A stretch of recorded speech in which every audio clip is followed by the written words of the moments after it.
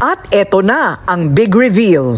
Hindi lang basta tatay si Otlum dahil malapit-lapit na rin siyang maging lolo.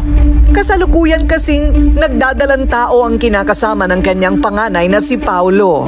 Sinabi sa akin ng kapitbahay pa may sabi, o hindi ba alam, magiging lolo ka na? Ganon ano ko, at alagaan ko ulit ang apo ko, at ang apo ko ay magiging close sa akin.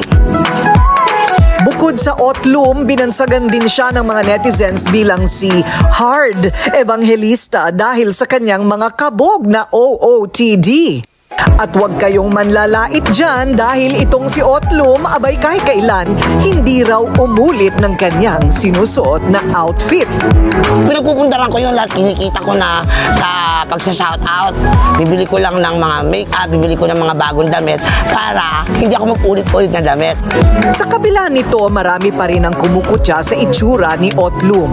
Para mabulaga ang lahat, naisip namin sa Rated Corina na i-level up ang overall look ng pambansang mima ng bayan. Pilipinas, handa na ba kayo sa Transformation 2.0 ng mima ng bayan?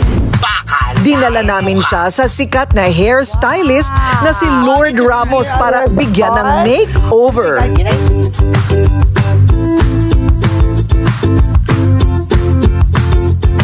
For the look of Otlum, we decided to give her a little mahogany brown shades, but then we're gonna give her mga low lights of golden browns.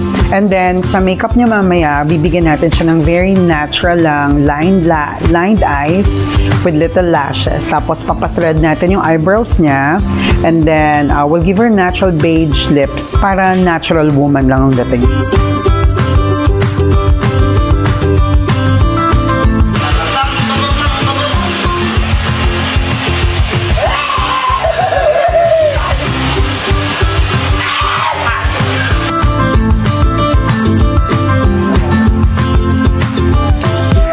Pinakilala din namin si Otlum sa stylist na si Rai Baile.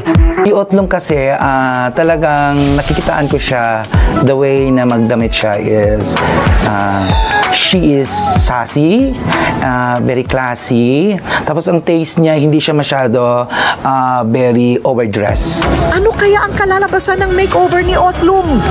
At ano pa ang kanyang mga pasabog?